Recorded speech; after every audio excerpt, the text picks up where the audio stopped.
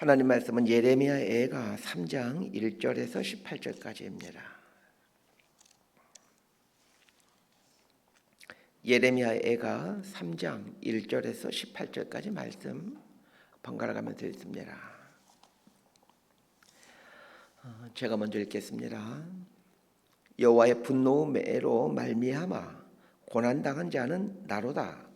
나를 이끌어 어둠 안에서 걸어가게 하시고 빛 안에서 걸어가지 못하게 하셨으며 종일토록 손을 들어 자주자주 나를 치시는도다. 나의 살과 가죽을 쇠하게 하시며 나의 뼈들을 꺾으셨고 고통과 수고를 쌓아 나를 애우셨으며 나를 어둠 속에서 살게 하시기를 죽은 지 오랜 자 같게 하셨도다. 나를 둘러싸서 나가지 못하게 하시고 내 사슬을 무겁게 하셨으며 내가 부르짖어 도움을 구하나 내 기도를 물리치시며 다듬은 돌을 쌓아 내 길들을 막으사 내 길들을 굽게 하셨도다. 그는 내게 대하여 엎드려 기다리는 곰과 은밀한 곳에 있는 사자 같으사 나의 길들로 치우치게 하시며 내 몸을 찢으시며 나를 적막하게 하셨도다. 활을 당겨 나를 화살의 관역으로 삼으시며 화살통의 화살들로 내 허리를 맞추셨도다. 나는 내 모든 백성에게 조롱거리 곧 종일토록 그들의 노랫거리가 되었도다. 나를 쓴 것들로 배불리시고 쑥으로 취하게 하셨으며 조약돌로 내 이들을 꺾으시고 죄로 나를 덮으셨도다. 18절까지 함께 읽습니다. 주께서 내 심령이 평강에서 멀리 떠나게 하시니 내가 복을 내어 버렸으며 스스로 이르기를 나의 힘과 여호와께 대한 내 소망이 끊어졌다 하였도다. 아멘.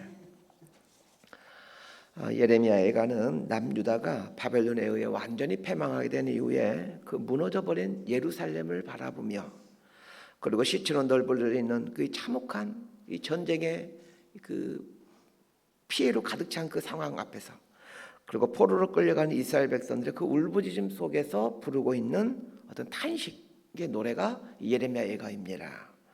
기원전 586년도에 이런 일이 발생하는데 사실 예레미야 선지자는 이 남유다가 멸망하기 수십 년 전부터 남유다가 바벨론에 의해 패망할 것을 예언해 왔었습니다. 그리고 포로로 잡혀간 지 70년 후에는 남유다로 다시 돌아오게 될 것이다. 이런 예언도 해왔던 선지자입니다. 그러고 보면 예레미야는 오래전부터 이 남유다 패망을 기정사실로 받아들이고 있던 사람입니다. 그런데도 오늘 본문에 보게 되면 이 예레미야 이 남유다가 패망한 걸 보고 아주 극심하게 이 슬픔을 토로하고 있는 것을 보게 됩니다. 예레미야가 1장과 2장은 그 이스라엘 공동체의 눈으로, 즉 이스라엘이라는 나라의 관점으로 이 패망의 슬픔을 노래하고 있었습니다. 그런데 오늘 본문인 이 3장은 갑자기 자기 자신의 고통을 노래하고 있습니다. 그래서 3장을 얼핏 보면 예레미야 개인이 당한 어떤 고난 앞에서 탄식하는 노래이겠구나 이렇게 보여지곤 합니다. 그러나 3장은 예레미야 개인이 겪는 고통에 대한 탄식이 아니라 그 이스라엘 공동체의 고통을 자신의 고통으로 여기고 마치 자기 자신이 어떤 극심한 고통을 당하고 있는 것으로 여기고 이 이스라엘 공동체의 이 비극을 탄식하고 있다는 것입니다. 자, 이걸 보면서 우리 그리스도인들의 국가관을 엿볼 수 있게 됩니다. 그리스도인은 나라에 대해서 어떻게 생각을 갖고 살아야 되는가를 오늘 본문을 통해서 보게 되죠. 더 나아가 신학적으로 이 부분을 보게 되면 이스라엘 공동체는 이제 신약의 교회를 이제 의미하게 되는데 그리스도인의 교회관을 엿볼 수 있는 그런 본문이기도 합니다. 성도는 교회를 어떻게 생각해야 되는가에 대한 그런 이야기이기도 합니다. 자, 1절에서 6절까지 말씀 함께 보도록 합니다. 시작. 여호와의 분노로 말미암아 고난당한 자는 나로다. 나를 이끌어 어둠 안에서 걸어가게 하시고 빛 안에서 걸어가지 못하게 하셨으며 종일토록 손을 들어 자주자주 나를 치시는도다. 나의 살과 가죽을 쇠하게 하시며 나의 뼈들을 꺾으셨고 고통과 수고를 쌓아 나를 애우셨으며 나를 어둠 속에 살게 하시기를 죽은 지 오랜 자 같게 하셨도다. 자, 오늘 본문의 내용은 예레미야 선지자가 고난 앞에서 탄식하는 내용인데 이 예레미야 탄식을 보게 되면 우리를 당황스럽게 하는 내용들이 등장합니다. 예레미야 선지자가 언급하고 있는 하나님은 우리가 평상시에 알고 있는 설교를 통해 들어온 하나님과는 상당히 거리가 먼 하나님입니다. 아주 잔인하고 차갑고 바늘로 찔러도 피 한 방울 안 날 것 같던 아주 냉혈한 하나님을 말하고 있습니다. 그래서 예레미야 애가 3장을 읽다 보면 하나님이 정말 이런 분이신가? 이런 의구심이 들 정도입니다. 1절을 보면 여호와의 분노매라는 단어가 나옵니다. 신앙생활 하신 지 좀 되신 분들은 하나님이 당신의 백성들에게 매를 드시는 분이시다, 이 정도쯤은 알고 있을 겁니다. 처음 신앙생활 할 때는 하나님은 참 좋으신 분, 사랑이 많으신 분, 용서하시는 분, 끝까지 품어주시고 인내하시는 분, 이런 분으로 인식을 하죠. 그러다 신앙생활 연수가 늘어나가면서 하나님은 당신의 백성들의 죄에 대해 심판하기도 하시는 분이라는 것을 알게 됩니다. 아마 새벽 예배 오시는 분들이라면 하나님이 당신의 백성들의 죄에 대해 심판하시는 분이라는 것쯤은 잘 알고 있을 겁니다. 그런데 오늘 본문을 보면 그 하나님의 심판을 얘기하면서 여호와의 분노의 매 이렇게 표현하고 있습니다. 여호와의 매, 여호와의 해초리 이렇게 표현했다라면 어느 정도 좀 받아들일 수 있을 것 같은데 여호와의 분노의 매 이렇게 표현하고 있어서 좀 상당히 당황스럽습니다. 한번 상상해 보시길 바랍니다. 하나님은 분명 당신의 백성들이 그릇된 길로 가고 죄를 지을 때 회초리를 드시는 분이십니다. 우리 자식을 키운 부모들도 그런 경험 있지 않습니까? 회초리를 들지 않습니까? 그런데 우리 부모들도 자식들에게 회초리를 들 때 대부분은 그 자식에게 매를 대면서 마음 아파하면서 회초리를 들지 분노하면서 회초리를 드는 부모는 그렇게 많지 않습니다. 아주 미성숙한 부모들이나 분노하면서 회초리를 들지 웬만큼 성숙한 부모들은 자식에게 회초리를 들더라도 감정 조절을 잘 하면서 회초리를 듭니다. 그런데 1절을 보면 예레미야 선지자가 하나님의 회초리를 가리켜 여호와의 분노의 매 이렇게 표현을 하고 있더라는 거예요. 아마 이 말은 지금 이스라엘 백성이 겪고 있는 상황이 너무나도 비참한 상황이기에 이렇게 표현하고 있는 것으로 보여집니다. 하나님께서 이 모든 것을 허락하셨기에 일어난 일인데 그 일어난 비극적인 상황을 보게 되면 사랑이 하나님이 허락하신 일이라고 보기에는 너무나도 참혹한 상황이 지금 예레미야 눈앞에 펼쳐져 있는 것입니다. 그래서 여호와의 분노의 매라고 표현하고 있는 것 같습니다. 이 여호와의 분노의 매의 이 매라는 단어는 회초리, 막대기 이런 말이죠. 자, 이 막대기라는 단어를 하나님과 연관시켜 생각하다 보면 아마 여러분에게 금방 떠오르는 어떤 말씀이 있을 겁니다. 우리가 잘 아는 시편 23편입니다. 여호와는 나의 목자시니 내가 부족함이 없으리로다. 그 나를 푸른 초장에 누이시며 실 많은 물가로 인도하시는도다. 이렇게 시작하는 시편 23편 다 알고 있는 내용들이죠. 그 시편 23편 4절 하반절을 보게 되면 이런 표현이 나옵니다. 주의 지팡이와 막대기가 나를 안위하시나이다. 이 막대기와 관련해서 하나님을 생각할 때는 항상 이 구절이 생각이 납니다. 하나님은 우리에 대해서 그 막대기와 관련해서 안위하시는 분 이렇게 생각이 드는데 오늘 본문에서는 여호와의 분노의 매 이렇게 표현하고 있어서 좀 당황이 되곤 합니다. 아까 읽어드린 시편 23편 4절 하반절에 나오는 주의 지팡이와 막대기가 나를 안위하시다 이런 표현이 나오는데 이 안위하다라는 단어가 무슨 의미일까요? 이 안위하다라는 히브리어 단어가 나함이라는 단어인데 이 단어의 뜻은 위로하다, 미안하다, 참회하다, 뉘우치다 이런 뜻입니다. 이게 무슨 말이냐면 이제 그 양을 치는 목자가 막대기와 지팡이를 갖고 다닙니다.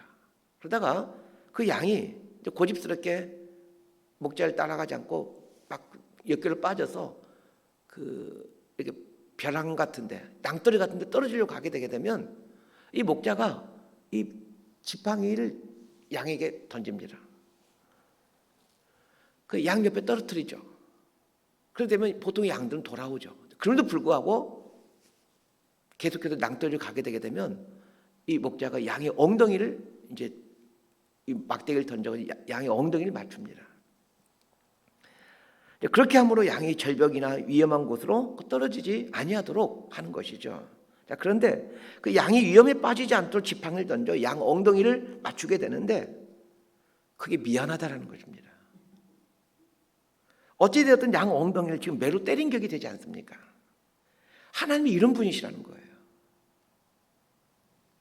우리를 살리시기 위해 막대기를 던져서 그 우리 엉덩이를 때려 정신 차리게 하는데, 엉덩이를 때려 정신 차리게 한 것에 대해 미안해 하시는 분이 하나님이시라는 거예요. 자, 이것이 안위하다라는 단어의 의미입니다. 자, 이런 분이 하나님이신데 오늘 본문을 보면 분노의 매를 들어서 치시는 분으로 등장하고 있습니다. 3절을 한번 보십시오. 종일토록 손을 들어 자주자주 나를 치시는도다. 이렇게 지금 하나님에 대해서 얘기하고 있습니다. 하루 종일 손을 들어 때리고 있다라는 얘기죠. 뭐 조직폭력배들이나 깡패들이 하는 일을 지금 하나님이 하고 있는 것으로 묘사되고 있습니다. 오늘 본문을 보면서 알아야 될 것이 있습니다. 하나님의 심판이 이게 얼마나 무서운지를 알아야 된다는 것입니다. 왜 우리가 쉽게 너무나도 쉽게 죄를 짓습니까? 하나님의 심판이 얼마나 무서운지를 모르기 때문입니다. 늘 하나님에 대해서 용서해 주신 분, 사랑이 많으신 분, 늘 이렇게만 생각하니까 에이, 이 정도 죄 지어도 괜찮겠지? 하나님 사랑의 하나님이잖아. 이렇게 생각하고는 쉽게 죄를 짓는다는 거예요. 오늘 본문을 얼핏 보면 예레미야 역시 이스라엘 백성들처럼 아주 극심한 환난에 지금 아주 비참한 상황에 예레미야가 처해 있구나, 이런 생각이 듭니다. 그러나 사실 예레미야는 남유다가 이 바벨론에 의해서 무너지게 될 때 바벨론의 느부갓네살 왕으로부터 아주 큰 은혜를 입습니다. 우리가 지금 생각하고 있는 것처럼 마치 오늘 본문을 보게 되면 예레미야 개인도 지금 엄청난 비참한 상황에 빠져 있구나, 이런 생각이 들 텐데 그런 게 아닙니다. 예레미야 39장 11절과 12절을 보게 되면 바벨론이 남유다를 무너뜨린 후 예레미야 선지자를 어떻게 대우했는지에 대한 내용이 나옵니다. 제가 한번 그 부분 예레미야 39장 11절과 12절 읽어드리겠습니다. 바벨론의 느부갓네살 왕이 예레미야에 대하여 사령관 느부사라단에게 명령하여 이르되 그를 데려다가 선대하고 해하지 말며 그가 네게 말하는 대로 행하라. 이런 바벨론의 그 대제국인 바벨론의 느부갓네살 왕이 직접 군사령관인 느부사라단에게 명령합니다. 예레미야에 대한 명령을 내리는 거예요. 예레미야를 선대하고 그가 말하는 대로 네가 행하라. 예레미야를 선대할 뿐만 아니라 예레미야가 너한테 무슨 말 하든지 그대로 해라. 지금 이런 명령을 바벨론 왕이 사령관에게 얘기하고 있는 거예요. 바벨론의 느부갓네살 왕은 예레미야 선지자가 오래전부터 남유다가 바벨론에게 무너지게 된다는 예언을 해왔고 그 예언대로 그대로 되는 걸 보면서 지금 예레미야 선지자를 경외하고 있는 겁니다. 와, 진짜 하나님이라는 신을 믿고 그 하나님의 종으로서 살아가고 있는 하나님의 대언자이구나, 신의 대리자이구나, 이 생각을 하고 있는 거예요. 그렇게 지금 예레미야 개인의 입장에서 보게 되면 비록 남유다가 지금 멸망한 상태에 있지만 뭐 개인적으로 보면 큰 고통을 겪고 있는 게 아닙니다. 오히려 남유다가 멸망하기 전에는 남유다 왕으로부터 신하들로부터 엄청 많은 고통을 당했죠. 차라리 지금은 굉장히 지금 좋은 여건 가운데 있습니다. 그럼에도 오늘 본문에서 이스라엘 공동체가 겪고 있는 이 비참한 아픔들을 자신의 아픔으로 여기고 탄식하고 있다는 거예요. 이걸 통해서 우리 그리스도인의 국가관을 배우게 됩니다. 그리스도인은 나라의 아픔에 동참하는 사람입니다. 나는 잘 먹고 잘 살고 있더라도 나라가 고통 중에 있으면 나라의 아픔을 나의 아픔으로 여기고 나라를 위해 기도해야 됩니다. 우리 학교 다닐 때 다 배웠을 때인데 1919년도이죠. 우리 3.1운동이 일어났을 때 그 당시 우리 기독교인들은 뭐 한 1%, 2%밖에 되지 않던 때입니다. 그런데 33인의 지도자 중에 16분이 17분인가요? 절반이 기독교 지도자들이죠. 목사, 장로들이었죠. 이 나의 아픔을 여기고 살아가는 게 바른 기독교 신앙입니다. 예레미야의 모습을 보면서 이 그리스도인의 국가관을 보기도 하지만 다른 측면에서 보면 그리스도인의 교회관을 엿보게 됩니다. 구약의 이스라엘은 신약의 교회로 전환이 됩니다. 그런 면에서 예레미야 선지자가 이스라엘 공동체의 아픔을 자신의 아픔으로 여기고 이렇게 비통해하고 있듯이 우리 그리스도인들은 교회의 아픔을 나의 아픔으로 여길 줄 알아야, 그 나의 아픔을 여기고 교회의 아픔 앞에서 탄식하면서 하나님께 간구해야 되겠죠. 우리 조국교회 무너짐 앞에서 마치 내 인생이 무너진 것 같은 이런 고통을 갖고 하나님 앞에 서 있어야 됩니다. 그러나 대부분의 성도는 어떻습니까? 뭐 조국교회가 어떻게 되든 나라가 어떻게 되든 나만 잘 먹고 잘 살면 된다, 이런 이기적인 생각을 갖고 있는 분들이 적지 않습니다. 건강치 못한 신앙이죠. 7절에서 15절까지 말씀 함께 보도록 합니다. 시작. 나를 둘러싸서 나가지 못하게 하시고 내 사슬을 무겁게 하셨으며 내가 부르짖어 도움을 구하나 내 기도를 물리치시며 다듬은 돌을 쌓아 내 길들을 막으사 내 길들을 굽게 하셨도다. 그는 내게 대하여 엎드려 기다린 곰과 은밀한 곳에 있는 사자 같으사 나의 길들로 치우치게 하시며 내 몸을 찌르시며 나를 적막하게 하셨도다. 활을 당겨 나를 화살의 관역으로 삼으시며 화살통의 화살들로 내 허리를 맞추셨도다. 나는 내 모든 백성에게 조롱거리 곧 종일토록 그들의 노랫거리가 되었도다. 나를 쓴 것들로 배불리시고 쑥으로 취하게 하셨으며. 자, 예레미야 선지자가 탄식하고 있는 내용들을 한번 보십시오. 얼핏 보면 하나님을 원망하는 듯한 말들로 보여집니다. 7절을 보세요. 나를 둘러싸서 나가지 못하게 하시고 내 사슬을 무겁게 하셨으며. 지금 누가 예레미야를 둘러싸서 나가지 못하게 하고 사슬로 묶어놓고는 예레미야를 지금 무겁게 하고 있다고 말합니까? 하나님이 그렇게 하고 있다는 거예요. 7절뿐만 아니라 지금 모든 구절에서 예레미야 선지자는 하나님이 나를 이렇게 비참하게 만들어 놓았고 나를 고통스럽게 했다, 이렇게 이야기합니다. 오늘 본문이 예레미야 선지자가 부르는 노래라고 생각하지 말고 그냥 이 내용들만 놓고 보게 되면 막 하나님에 대해서 원망하고 있고 불평하는, 하나님을 대적하는 사람의 글로 보여주고 있습니다. 그러나 오늘 본문을 유심히 보시길 바랍니다. 하나님을 원망하고 있는 것처럼 보여지지만 그러나 계속해서 매 구절마다 하나님을 주어로 삼고 예레미야 자신은 동사의 자리에 놓여 있는 것을 보게 됩니다. 그래서 모든 구절들이 수동태 형태를 지금 취하고 있습니다. 전 여기서 신앙이 무엇인지를 배우게 됩니다. 신앙이란 수동태로 사는 것입니다. 하나님의 이끌어 가심에 삶을 맡기는 것이, 그래서 나를 그 이끌어 가심에 내어놓는 수동태의 삶으로 서 있는 것이 신앙의 삶입니다. 기독교 신앙에서 최고의 덕은 순종입니다. 가장 높은 수준의 신앙의 모습이 순종입니다. 순종이란 다른 게 아닙니다. 하나님을 주어 자리에 놓고 나를 동사 자리에 놓아 하나님의 뜻을 받아들이고 하나님의 말씀대로 하는 거죠. 얼핏 보면 가장 불쌍한 삶처럼 보여집니다. 나의 소원과 바람대로 이루어지지 않는 삶을 사는 것이, 바람대로 이루어지는 삶을 사는 것이 복된 삶이라고 생각하는데 성경은 그렇게 말하지 않습니다.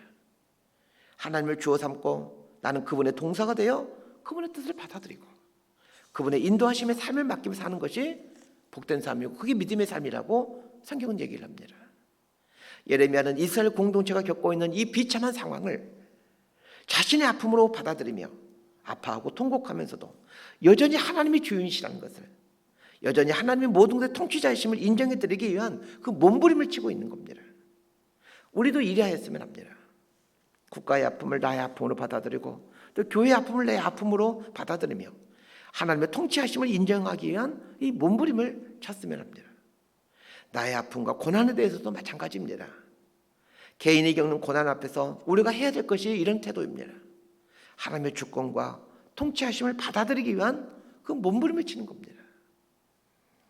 인정하고 싶지 않고 거부하고 싶은 이 비참한 상황을 허락하시는 하나님의 주권을 인정해드리면서 그 상황에서 하나님을 주어로 나를 동사로 세워놓는 이 훈련을 하는 게 신앙훈련입니다. 이런 과정이 신앙의 여정 아니겠습니까? 말씀 정리합니다. 성숙한 신앙인은 나라의 고통을 나의 고통으로 받아들입니다. 성숙한 신앙인은 교회의 아픔을 나의 아픔으로 받아들입니다. 나라의 아픔과 교회의 아픔을 나의 아픔으로 받아들이며 그 아픈 상황 속에서 하나님의 주권을 인정하기 위한 그 몸부림을 쳐갑니다. 이런 몸부림치는 과정에서 우리는 하나님을 주어 자리에 놓아가고 나를 동사의 자리에 놓아가는 또 이런 훈련들, 이런 결단들을 하게 되는 거죠. 성숙한 신앙이 되어간다는 것이 이런 것입니다. 비록 내가 원하는 상황이 아닐지라도 하나님을 주어 자리에 앉혀드리고 나를 동사 자리에 세워놓고 그 아픔을 토로하기도 하고 때로는 원망과 불평 섞인 탄식도 해가면서 우리는 하나님의 자식으로 서가게 됩니다. 자식이니까 부모에게 마음 편하게 불평도 하는 것 아니겠습니까? 부모를 인정하지 않으면 불평도 하지 않습니다. 내 삶의 여건과 상황이 내가 원하는 상태와 동떨어져 있더라도, 내가 한 번도 생각해보지 못했던 상황에 처해 있더라도 하나님은 하나님이시고 나는 그분의 피조물임을 고백하며 하나님을 주어로 인정해드리며 살아가는 우리 모두가 될 수 있기를 진심으로 소망하고 축복합니다. 기도하겠습니다. 하나님, 이스라엘 공동체가 겪는 아픔을 나의 아픔으로 여기고 고통하고 탄식하는 이 예레미야의 모습을 보게 됩니다. 우리 역시 나라의 아픔과 교회의 아픔을 내 아픔으로 여길 줄 아는 성숙한 믿음을 갖고 살게 하옵소서.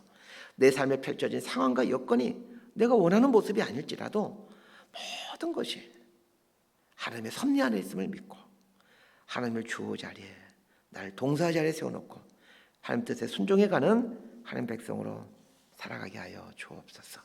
예수님 이름으로 기도드리옵나이다. 아멘. 기도합니다.